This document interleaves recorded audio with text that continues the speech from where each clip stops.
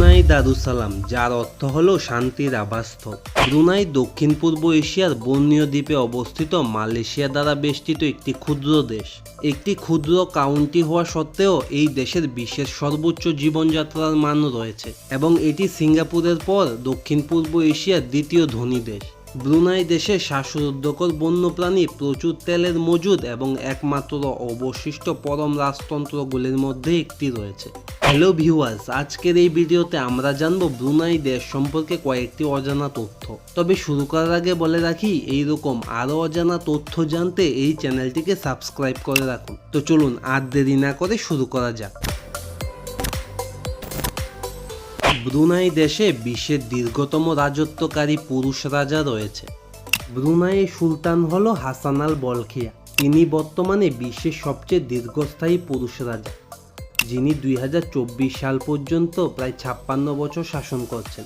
Modern সময়ের রানী দ্বিতীয় Elizabeth ছিল সবচেয়ে দীর্ঘ শাসনকারী রানী। তিনি 70 বছরেরও বেশি সময় ধরে রাজত্ব করেছেন। ব্রুনাইয়ের সুলতান বিশ্বের অন্যতম ধনী ব্যক্তি।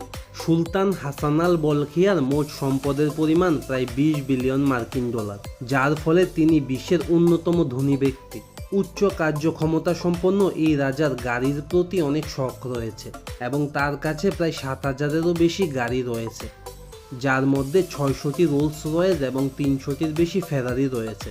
1965 সালে সুলতান তার প্রথম চাচাতো বোন প্রিন্সেস সোহেলাকে বিয়ে করেন, কিন্তু পরে তাদের বিবাহ বিচ্ছেদ হয়ে যায়। এরপর তিনি একজন এয়ার স্টুয়ার্ডসকে বিয়ে করেছিলেন এবং তারপরে একজন টক শো হোস্টেসকে বিয়ে করেছিলেন, যিনি তার চেয়ে প্রায় 33 বছরের ছোট ছিলেন। ব্রুনাই একটি তেল সমৃদ্ধ দেশ। এই দেশটি মাথাপিছু শীর্ষ 10 জিডিপির তালিকায় থাকার অন্যতম কারণ হলো তেল এবং গ্যাস রপ্তানি। 1979 সালে প্রতিদিন তেলের উৎপাদন প্রায় 2,40,000 ব্যারেল ছিল, কিন্তু বর্তমানে তেল সংরক্ষণের প্রচেষ্টায় প্রতিদিন 2 লক্ষ ব্যারেল পর্যন্ত উৎপাদন করা হয়। ব্রুনাই বিশ্বের সবচেয়ে কম জনবহুল দেশগুলির মধ্যে একটি। ব্রুনাইয়ের মোট জনসংখ্যা প্রায় 4,40,000-এরও কম। এটি বিশ্বের 175তম জনবহুল দেশ, যার মধ্যে 66% জনসংখ্যা মালয় এবং মুসলিম। 11% একটি উল্লেখযোগ্য চীনা সংখ্যালঘুও রয়েছে, যাদের বেশিরভাগই এই দেশের নাগরিক নয়। ব্রুনাই দেশটি সুন্দর সুন্দর মসজিদের জন্য বিখ্যাত। এই দেশটি সুন্দর মসজিদগুলির জন্য সারা বিশ্বে বিখ্যাত। এই ঐতিহ্যগত মসজিদগুলি অতি আধুনিক শৈলীতে পরিবর্তিত হয়। রাজধানীর ওমর আলী সৈফুদ্দিন মসজিদ এবং বন্দর সেরি বেগওয়ান এশিয়া প্রশান্ত মহাসাগরীয় অঞ্চলের সবচেয়ে সুন্দর মসজিদগুলির মধ্যে অন্যতম। এছাড়াও ব্রুনাইতে প্রায় 100টির বেশি ঐতিহ্যবাহী মসজিদ রয়েছে। ব্রুনাইতে অ্যালকোহল পুরোপুরি নিষিদ্ধ রয়েছে। ব্রুনাই এশিয়ার অন্যতম ইসলামিক দেশ হওয়ায় ব্রুনাইয়ে কোনো অ্যালকোহল বিক্রি বা প্রকাশ্যে খাওয়ার অনুমতি নেই। অমুসলিমদের জন্য এই দেশে সর্বোচ্চ 2 লিটার অ্যালকোহল আনার অনুমতি রয়েছে। মুসলিমদের পবিত্র মাস রমজানে সরকারি ছুটি দেওয়া হয় সেখানে, এবং সেই সময় অ্যালকোহল দিনের বেলায়ও সব জায়গায় নিষিদ্ধ রয়েছে। ব্রুনাইয়ের জনগণকে বিনামূল্যে শিক্ষা প্রদান করা হয়।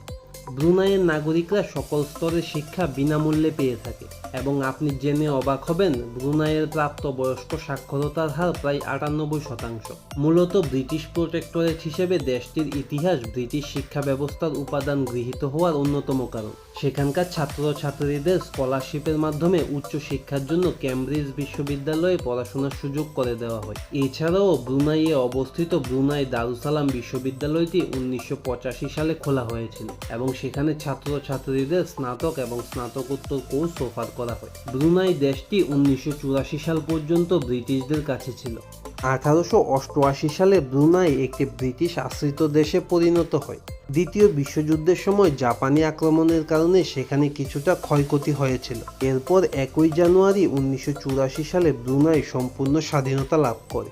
দ্বিতীয় বিশ্বযুদ্ধের সময় জাপান পার্ল হারবারে বোমা হামলার পরপরই ব্রুনাই দখল করে নেয়। 1941 সালের ডিসেম্বরে জাপান পার্ল হারবারে বোমা হামলা করে দ্বিতীয় বিশ্বযুদ্ধে প্রবেশ করে। এর পরপরই তারা ব্রুনাইয়ের তেলের মজুদ অ্যাক্সেস করতে বর্ণীয় দ্বীপে আক্রমণ করে। সেই সময় উভয় দেশই ব্রিটিশ প্রোটেক্টরেট হিসেবে ছিল, কিন্তু তাদের কোনো সমুদ্র বা বিমান প্রতিরক্ষা ছিল না।